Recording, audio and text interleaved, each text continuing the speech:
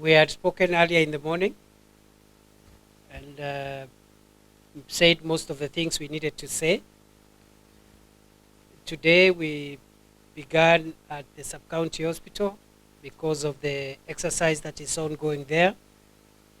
But we thought also it's important for us to spend time with the team that has been responsible for the search and rescue of the survivors of this horrendous crime which has been committed against the people of Kenya. We have had a lengthy meeting and interaction with our team, and we are determined to ensure that we enhance our search and rescue operation and take it to the new level. And what I can say is that the phase which we are going into now for the search and rescue is going to be a little bit more detailed, in the sense that we are going to make sure that we comb every inch of the land that is available here. And for that to happen, we have to increase our personnel and the capabilities we have here. So in that regard, we are going to open several security roads within the ranch, effective immediately. And these are roads that will assist us to mark the entire property into smaller compartments to allow ground and air search that is thorough and definitive. As I said in the morning, it is the determination of the government to ensure that we don't leave anybody within this ranch. And also in that regard, the information we have is that there are still some survivors.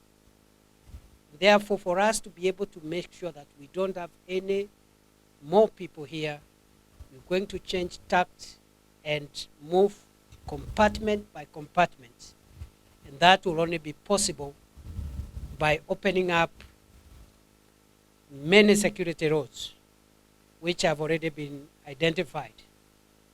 I have come here, the Director of Survey of the Republic of Kenya, who will come here from now to make sure that those roads are surveyed, the coordinates are provided, and we have access to most of this ranch in a manner which enables us to do a coordinated, systematic, and thorough search and rescue.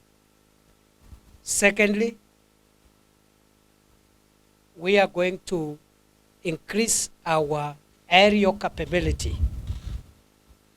And because of the nature of the vegetation here and tree cover, the most critical aerial equipment is the unarmed vehicles or drones.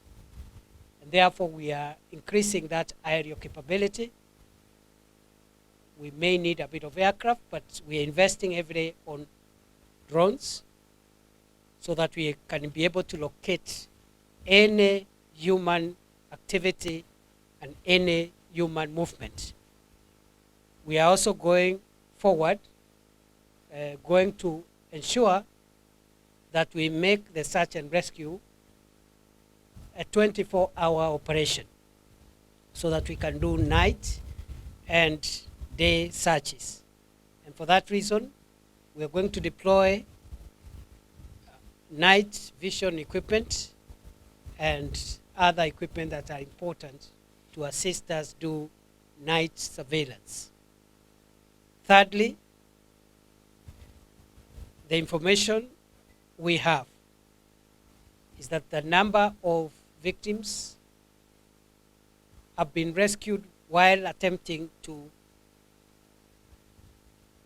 move outside the ranch Therefore, we are going to extend the search and rescue to the fringes of Savo East National Park and also towards the ADC farms in the direction, the general direction of Kulalo. The aim of this expansion is to make sure that we are able to intercept any of the victims who might still be suicidal to try and leave this ranch to go and die elsewhere.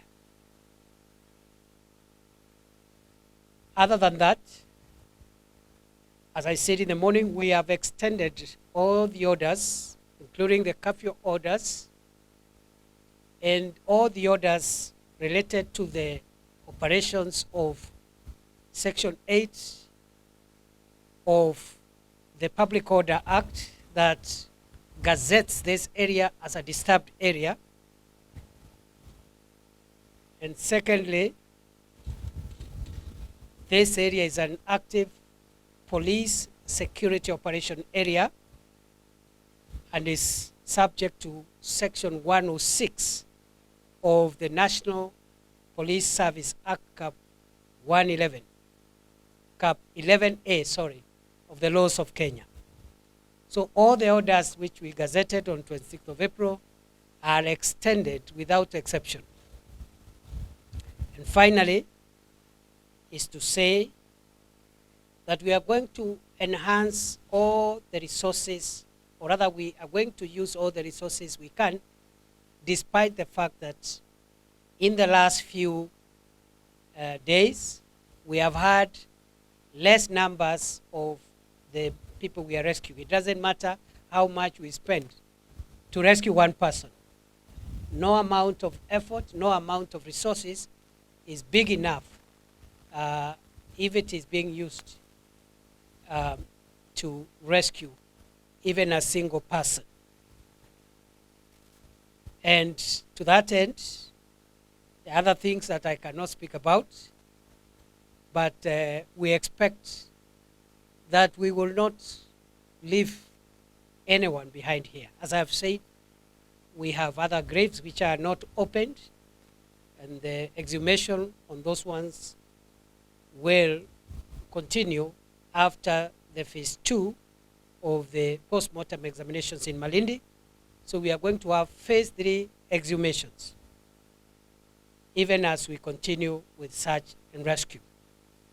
In terms of technology, other than drones and other detector equipment, we are also going to apply satellite technology to assist us to have a seamless communication between any ground search and any active air search. Because as I said, I will not rule out the use of aircrafts. It will continue, but sparingly. But where that happens, and given the poor network communication in this area, we are going to use satellite technology to make sure there's seamless communication between ground and the air teams. And in that regard, our prayer as government, and I believe is the prayer of every Kenyan, is that we are able to save a few more lives. We are getting very good support and cooperation from the local community. I must thank the governor, the political leaders, and the local community here. And I must commend also all the officers, the multi-agency officers who are engaged with the search and rescue, including volunteers, humanitarian organizations, human rights group, members of the press, and every other person that has participated in making the search and rescue a success. We will not interrupt the search and rescue, even for a moment, until when we are satisfied that we have exhausted the search and rescue. If anything, we want to upscale it. We want to make it even more systematic and more conclusive. Besides that, is to wish you well and to promise to again visit in the near future when time allows. Thank you very much. If there is one or two questions, I can take them. Even the exercise of looking for graves, we believe is not complete, because some of those graves are not conspicuous. They had been tampered with, some of them. Others had been concealed by growing vegetation on top of them. So it really doesn't matter how many more we have seen. All what we know is that we have more graves. That is the briefing I have. We have about close to 10 mass graves. We don't know the contents, but we believe there could be more, and we are not leaving anything to chance. And I want to encourage you at this time as fellow Kenyans, it's not so much about the number. It is about what has happened to us, and also the assurance that we have given as government that the number, whatever that number is, we will disclose it openly, even if it's 1 million, because that is the truth. So we have seen some mass graves, 7, 8 mass graves. We don't know the contents. We suspect there could be more, because the information we have is giving us evidence similar to the kind of evidence that have led to the discovery of the graves we have opened. One last question.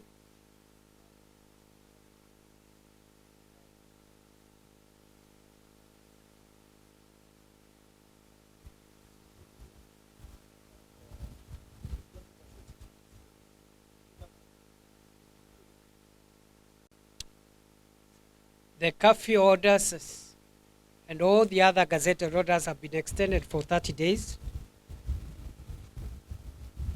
As I said in the morning, this is a very complex matter involving mass killings of men, women, and children. And given the complexity of the matter and the gravity of the crimes, the complexity of the issues demand that we are going to take a long time to be able to piece together the evidence and be able to prepare for the prosecution of the people most responsible for these crimes.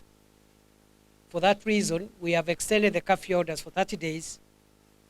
I am almost certain we'll have to extend them further, and I don't know for how long. We will keep on extending them as long as it is necessary, so that we don't remove those orders when the investigations are complete and when the entire scene of crime is yet to be combed thoroughly and conclusively. In terms of the orders, therefore, we're doing it 30 days at a time. What was the second question?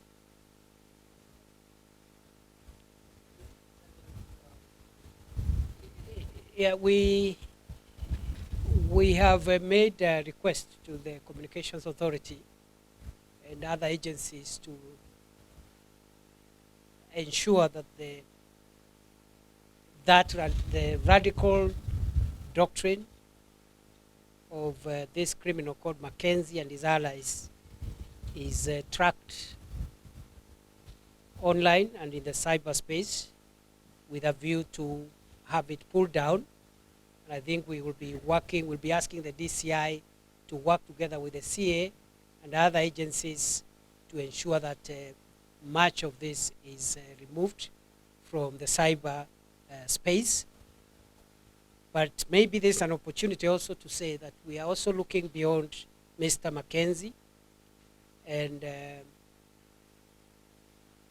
we have information that there are others who may not be associated with this incident, but who are doing things or teachings that are, who are propagating teachings that could be prejudicial to the public interest, and we are in active investigations of those matters. And when we conclude the investigations, we will arrest all suspects,